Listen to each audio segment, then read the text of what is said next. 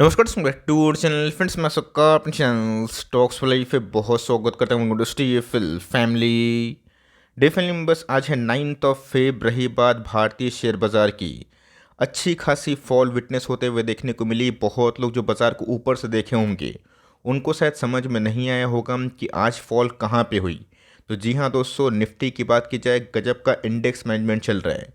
बड़ी कंपनी की बात की जाए, 3-4 स्टॉक ने इंडेक्स को थामा, लेकिन इसी बीच में पीछे से अच्छे से पिटाई और धुलाई मिड कैप स्मॉल कैप में देखने को मिली।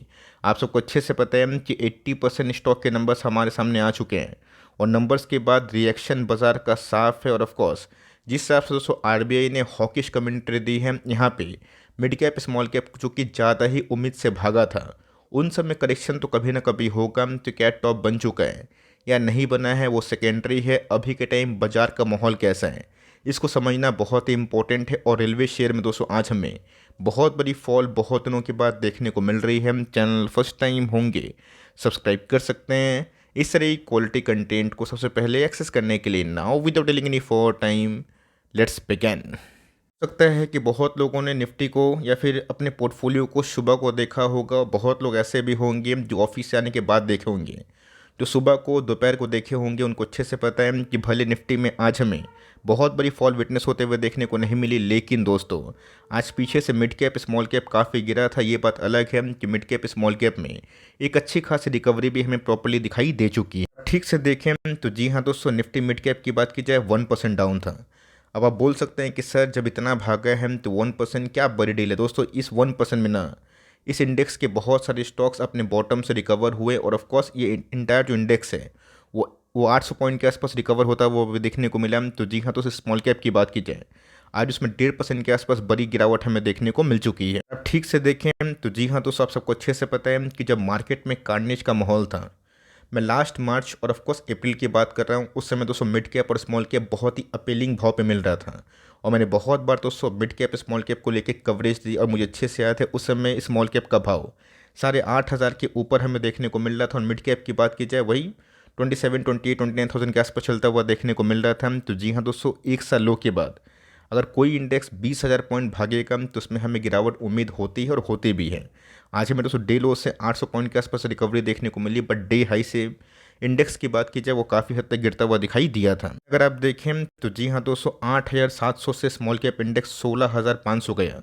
आज के डे लो की बात की जाए 16,000 का इंपॉर्टेंट सपोर्ट इंडेक्स नहीं तो हो रहा, लेकिन यस आज हमें फिर भी दोस्तों गिरावट का माहौल देखने को मिल रहा है। तो इतनी बड़ी इंटेंस गिरावट निफ्टी को नहीं गिरने के बावजूद भी क्यों देखने को मिल रही है, इसके बारे में जानना बहुत ही हद तक इंपॉर्टेंट। तो को अच्छे से पता है कि मार्केट में दोस्तों बुल फेस देखने को मिल रहा है। और ऑफकोर्स ऐसा नहीं है कि आपके पोर्टफोलियो में अगर 100 कंपनी है तो 100 कंपनी में बुल फेस हमें देखने को मिल रहा है। कुछ सिलेक्टिव स्टॉक्स बुल मार्केट में काफ़ी प्रचंड रैली कर रहे हैं, जिसमें पीएसयू की बात की जाए, ग्रीन की बात की जाए, क्लीन की बात की जाए, या फिर जितने भी तरह के सरकारी कंपनी हो गए जो डिफेंस में काम करते हैं, उन सब में काफ़ी रैली का माहौल है। तो आज BSc mid cap small cap की बात की जाए, क्रैश भरा माहौल देखने को मिला और इसको हम लोग प्रॉफिट बुक करना समझ सकते हैं। बिकॉज फेड की बात की जाए, आरबीआई की बात की जाए, जो बहुत लोग एंटिसिपेट कर रहे थे कि शायद इस बार रेट कट को लेकर कुछ हिंट दे दें कि कब से रेट कट होगा, इसको लेकर दोस्तों आरबीआई द्वारा कोई भी प्रतिक्रिया हमें दिखाई नहीं दी है। अगर आप देखें तो इस बार का जो कमेंट्स हमें सेंट्रल बैंक द्वारा देखने को मिले, खासकर जो policies reserve bank of India ने दिखाई, यूएस फेड ने दिखाई, वो काफ़ी हॉकिश था। हॉकिश इन द सेंस कि उन्होंने साफ साफ बता दिया आरबीआई ने कि मेरा कोई अभी भी जो हम लोग एकोमोडेटिव स्टैंस दे रहे थे कि कोई कंपनी को जहाँ तक लिक्विडिटी की आवश्यकता है उनके कामकाज के लिए हम लोग वो देखेंगे, स्पेशल ट्रीटमेंट होंगे, वो स्पेशल दर्जा का हटता हुआ देखने को मिल रहा है। और इसी को लेके बाजार कंसर्न में है। बिकॉज बहुत लोगों ने कहा इस बाज़ार में दाव इसलिए लगाया था कि रेट कट शुरू हो जाएगा। इवन दोस्तों लास्ट ईयर की बात की जाए, लास्ट ईयर की एकदम लास्ट मंथ में यूएस फेड द्वारा कुछ सिग्नल मिले थे कि हम लोग 2024 में 3 मेजर रेट कट करने वाले हैं। अब वो कब होगा, कितने इंटरवल के बाद होगा, उसके पहले इन्फ्लेशन का जो नामो निशान मिटेगा या फिर से इन्फ्लेशन बढ़ेगा, इसको लेके दोस्तों काफ़ी चिंता का विषय देखने को मिल रहा है। और ऑफकोर्स हॉकिश पॉलिसी के बाद मार्केट में आप सबको अच्छे से पता है कि सबसे पहले पिटाई होने वाली कंपनीज कौन कौन सी होती है, जो मिड कैप स्मॉल कैप होती है, जो बहुत ज़्यादा ज़रूरत से ज़्यादा भाग चुकी है। इसी के बीच में गैस मेरे हिसाब से आपको बहुत ज़्यादा घबराने की आवश्यकता नहीं है। अगर आपकी कंपनीज में अर्निंग्स आ रहे हैं और डिस्पाइट अर्निंग्स के बाद स्टॉक नहीं भाग रहा है तो आप वही सब कंपनी को average down for long term कर सकते हैं। अगर आप मानसिकता ये सोचेंगे कि पूरा दुनिया भाग रहा है, ये भाग रहे हैं, वो भाग रहे हैं, मेरा स्टॉक नहीं भाग रहा है, आप उसी कैटेगरी में हो जाएंगे। नो प्रॉफिट नो लॉस में निकल के या फिर माइनर प्रॉफिट को लेके या फिर माइनर लॉस को लेके निकलने के बाद जब वो कंपनी हाथ से निकलेगी तो 1.5-2 साल गैस बहुत लोग देखते रहते हैं। आपकी कंपनीज में अर्निंग्स आ रहे हैं, वैल्यूएशन प्रॉपरली बाजार उसको दे रहा है, बिल्कुल पैनिक वाली बात नहीं है। लेकिन इंडस्ट्री पीस का कोई कंपनी अगर स्पेशल नहीं है, मोनोपोली नहीं है, जिनकी प्राइस टू अर्निंग इंडस्ट्री के 20 है, 24 है, 30 है, और वो कंपनी 100, 150, 200 के आसपास ट्रेड कर रहे हैं, उससे गैस दूरी बनाए। बिकॉज उन सब कंपनी में रिस्क टू रिवॉर्ड सही नहीं है। और जब भी गैस बाजार अगर थोड़ा मोड़ा पुल बैक को छोड़ के बड़ा करेक्शन की तरफ अगर जाता है, उन सब में गैस पीड़ा काफ़ी हद तक बढ़ सकती है। दोस्तों बात की जाए आरवीएनएल की, तो ऑफकोर्स नंबर्स के बाद 8% के आसपास बड़ी फॉल देखने को मिली। क्या नंबर्स बहुत ख़राब थे? बिल्कुल नहीं, नंबर्स बहुत ख़राब नहीं थे, इनलाइन थे। लेकिन ये जितनी गैस न्यूज़ पॉजिटिविटी इन सब शेयर्स में डिस्काउंटिंग और फैक्टरिंग देखने को मिली, उस रफ्तार से जिस हिसाब से स्टॉक भागा कि 500 का स्टॉक, मतलब माफ़ करिएगा 50 का स्टॉक 350 के आसपास हुआ, कंपनी 5-6-7 गुना भागी। उस रफ्तार से गैस भागने के बाद अगर नंबर्स बाजार को डिसअपॉइंट करते हैं तो बाजार गैस अगर प्रीमियम देना जानता है ना, तो छीनना भी जानता है। लेकिन दोस्तों इतने भागने के बाद अगर 8-10% का फॉल अगर आप बर्दाश्त नहीं कर पाएंगे तो मार्केट में गैस इन सब कंपनी से आप दूर रहें। तो दोस्तों इन सब कंपनी की बात की जाए, कोई भी हद तक ख़राब नहीं है। एक साल में गैस अभी भी कंपनी 250% के ऊपर पैसे बना के थी। लेकिन ये समझना ज़रूरी है कि कोई कंपनी का एक साल लो अगर 50-56 के आसपास है और एक साल हाई, लाइफ टाइम हाई 345 के आसपास है, तो हम लोग क्या चाहेंगे कि कंपनी रातों रात पैसे बनाए? नहीं दोस्तों, अर्निंग का सपोर्ट बहुत ही इंपॉर्टेंट है। नंबर्स की बात की जाए फ्लैट थे, और ऑफ कोर्स अगर बाजार इतना इसको भगाया है तो बाजार उम्मीद करेगा कि कुछ ब्लॉकबस्टर्स नंबर्स मिले, तभी अर्निंग का सपोर्ट आएगा। और ऑफ कोर्स जब तक ऐसा अर्निंग का सपोर्ट नहीं आएगा, कंपनी सस्टेन करना काफ़ी हद तक मुश्किल होती है। तो गैस हम लोग देख रहे हैं कि जो कंपनी अच्छे नंबर्स पेश कर रही है, अर्निंग सपोर्ट होने के बावजूद भी कंपनी मीडियन पी के नीचे मिल रही है। बहुत सारे ब्लू चिप कंपनी गैस अपने हिस्टोरिकल 5 ईयर्स मीडियन पी के नीचे मिल रहे हैं।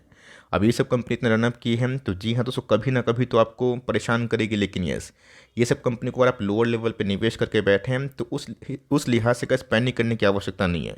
प्रॉफिट बुक करना है नहीं करना है वो आपका निजी मामला है। लेकिन दोस्तों इमीडिएटली कि छोटा करेक्शन में 20-25% का करेक्शन अगर आप सोचते हैं कि अभी मैं ख़रीद लूँ, वो चीज़ भी सही नहीं है। बिकॉज बाजार में गैस अभी भी बहुत ही एम्पल मौके हैं जहाँ पे हमको समझदारी के संग काम करना आवश्यक है। बिकॉज इन सब में गैस सबको अच्छे से पता है कि पीएसयू का ट्रेंड के बाद ना काफ़ी अच्छी रैली चली थी। लेकिन ये कहाँ तक गिरेगा, कब तक गिरेगा, ये किसी को पता नहीं। लेकिन अभी भी गैस कंपनी थोड़े से प्राइस जोन पे चल रही है। एफसी की बात की जाए, आप सबको अच्छे से पता है कि 25 के लेवल पे गैस मैंने जितने बार वीडियो बनाया था, शायद ही किसी लोग ने इतने बार वीडियोज़ बनाया होगा।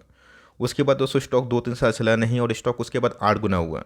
अब कंपनी उस समय भी अच्छी थी, आज भी अच्छी है, बट फ़र्क इतना है भले ही इस कंपनी को हम लोग लॉन्ग टर्म से होल्ड किए हैं, इसका मतलब ये नहीं है कि हमें हमेशा कोई भी प्राइस में खरीदने की आवश्यकता होगी। बीच में गैस स्टॉक जब 8 गुना भागा 1 आध साल में, वहाँ पे दोस्तों हमें अपने सूझबूझ लगाने की आवश्यकता है कि 8 गुना भागने के बाद ऐसा नहीं है कि फिर फटाक से डबल ट्रिपल हो जाए। आपको समझना है कि नंबर्स कैसे आ रहे हैं। इस बार नंबर्स की बात की जाए, फ्लैट काइंड ऑफ हमें देखने को मिल रहा है। स्टॉक की बात की जाए तो मेरा ऐसा मानना है कि रिसेंट टॉप 201 के आसपास अगर आपने खरीदा है तो अपने फोमो में आके कोई भी स्टॉक को टॉप में खरीदा है।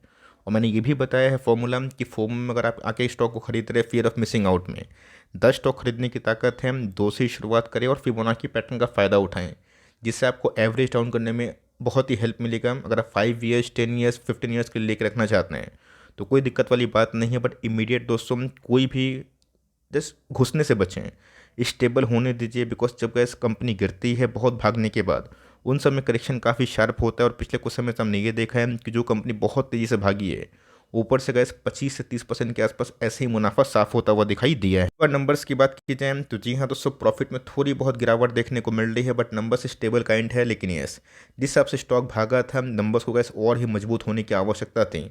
एज पर जो बैलेंस शीट है, फंडामेंटल में व्यू की बात कर रहा हूँ, उनकी बात की जाए तो बहुत सारे रेलवे स्टॉक में गैस अच्छी खासी फॉल देखने को मिली, जिसमें 1 बाई 1 करके दोस्तों आपने बहुत सारे स्टॉक्स को देखा भी होगा। उनकी बात की जाए, ये भी एक अच्छी कंपनी है। और जितने भी गैस स्टॉक को मैंने दिखाया वो एक समय साइडवेज पैटर्न में थे और 2-3 साल पैसे नहीं बनाए और एक साल में गैस पैसे इतने बने। यस, आने वाले कल में इस बात की कोई गारंटी नहीं है कि इस फॉल के बाद फिर से नया राइज नहीं होगा, फिर से नया कंपनी लाइफ टाइम हाई नहीं लगाएगा। लेकिन दोस्तों जब कंपनी इतना शॉर्ट इंटरवल पे इतना भागती है, उस समय दोस्तों वॉल्यूम्स का खेल होता है और उस समय ऑपरेटर्स उन सब कंपनीज में काफ़ी हद तक एग्रेसिवली काम करते हैं। अगर आप देखें तो IRDA की बात की जाए दोस्तों, Indian renewable energy dev agency की बात की जाए, इसमें भी हमें लोअर सर्किट का खेल देखने को मिल रहा है। बीच में कंपनी भाग के 200 के ऊपर गई थी और बहुत ही क्विक इंटरवल में गैस कंपनी 179 के आसपास पहुंच चुकी है। कंपनी में गैस कोई फॉल्ट कोई खराबी नहीं है। यस, पूरे PSU में ट्रेंड है, रिन्यूएबल में ट्रेंड है, तो कंपनी भागेगी। आपको दोस्तों समझना है कि आप कंपनी के रैली में पार्टिसिपेट क्यों करना चाहते हैं। जिस प्राइस भाग रहा है, कल प्राइस नहीं भागेगा, पुराने लेवल पर आ जाएगा तो क्या करिएगा।